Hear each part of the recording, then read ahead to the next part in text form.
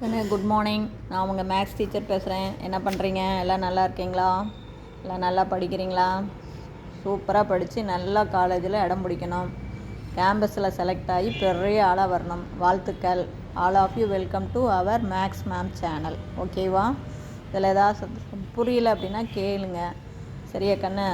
அன்னன்னைக்கு நடத்துகிறத அன்னன்னைக்கு போட்டு பார்த்துக்கணும். 100% எந்த டவுட்டுமே இருக்கக்கூடாது. நீ 100% எந்த டவுட்டும் இல்லாமல் மேக்ஸ் படித்து பார்த்துக்கிட்டே வந்தேன்னு வச்சுக்கோ, போட்டு கண்டிப்பாக சென்டம் எடுத்துடலாம். ஓகேவா சாமி? இன்றைக்கி நாம் third chapter 12th third chapter theory of equation, அதில் எக்ஸாம்பிள் 3.3 தான் பார்க்க போகிறோம். இப்போ பாருங்கள், if alpha beta and gamma are the roots of the equation x cube plus p x square plus q x plus r equal to 0, find the value of என்ன கண்டுபிடிக்கணும்? Summation 1/, beta gamma, இதனுடைய value கண்டுபிடிக்கணும். இவ்வளோ தான் matter.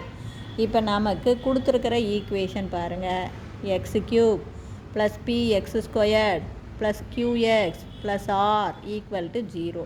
இப்போ இது ஏ, இது B, இது சி, இது டி. அப்போ தேர்ஃபோர் நமக்கு சம் ஒன்னா என்ன?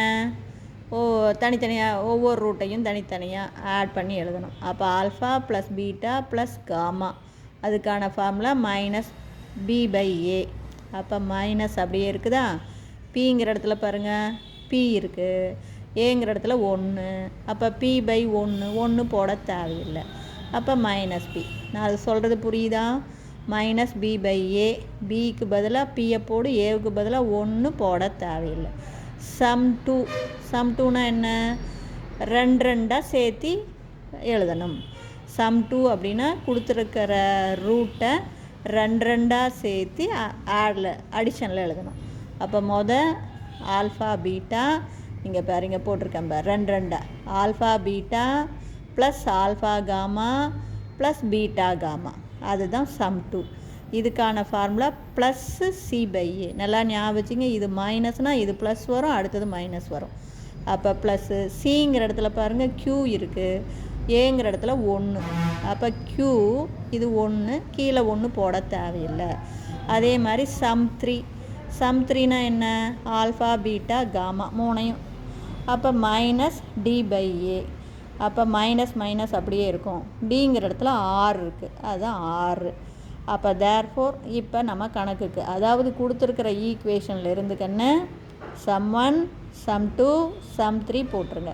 இதுக்கு 1 மார்க் கண்டிப்பாக கொடுத்துருவாங்க. இப்போ சமேஷன் 1/, இப்போ நம்ம கேட்டது பீட்டா காமா அப்படின்னா இந்த மாதிரி இருக்கிற டேர்மெல்லாம் கூட்டு அப்படின்னு அர்த்தம். அப்போ இதை என்னென்னு எழுதலாம்? 1/, அதாவது பீட்டா காமா 2 ரூட்டை சேர்த்து எழுதுகிறேன். அப்போ 1/, ஆல்ஃபா பீட்டா இருக்கலாம், அல்லது +1/, alpha gamma plus 1/, beta gamma. பாருங்கள், இந்த மாதிரி 2 ரூட்டை சேர்த்து எழுது. இந்த மாடலில் என்னென்ன பாசிபிள் வருதோ எல்லாமே எழுதுன்னு அர்த்தம். அப்போ ஒன்று ஆல்ஃபா பீட்டாங்கிற ரூட்டை சேர்த்து எழுதுகிறான், அல்லது ஆல்ஃபா காமா அல்லது பீட்டா காமா. இப்போ இது இப்போ எழுதிட்டோமா? இங்கே பாருங்கள், ஒரு இதுதான் என்ன பண்ணணும்? இதில் ஆல்ஃபா பீட்டா, இதில் ஆல்ஃபா காமா, இதில் என்னது பீட்டா காமா இல்லையா? இப்போ இதில் ஆல்ஃபா பீட்டா தான் இருக்குது, என்ன இல்லை? காமா இல்லை. அப்போ மேலேயும் கீழையும் நியூமரேட்டரையும் டினாமினேட்டர்லையும் நீ காமாவை சேர்த்திக்கோ.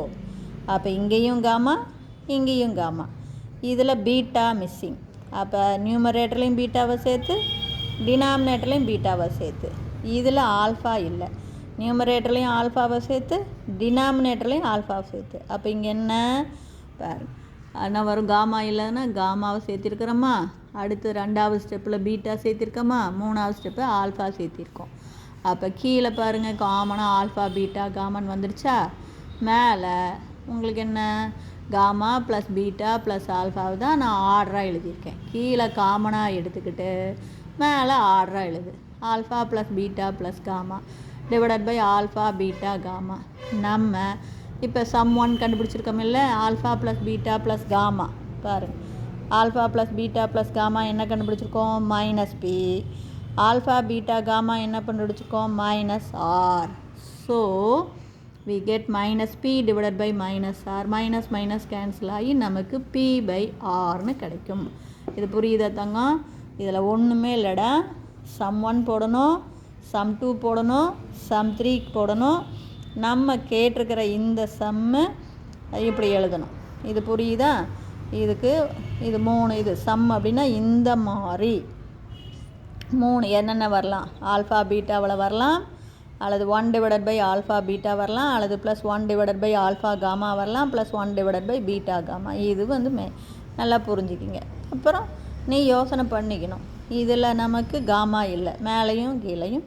மேலே காமாவால் மல்டிபிள் பண்ணி இங்கே காமாவால் டிவைட் பண்ணு. அதே மாதிரி இதில் பீட்டாவால் மல்டிபிள் பண்ணி பீட்டாவால் டிவைட் பண்ணு.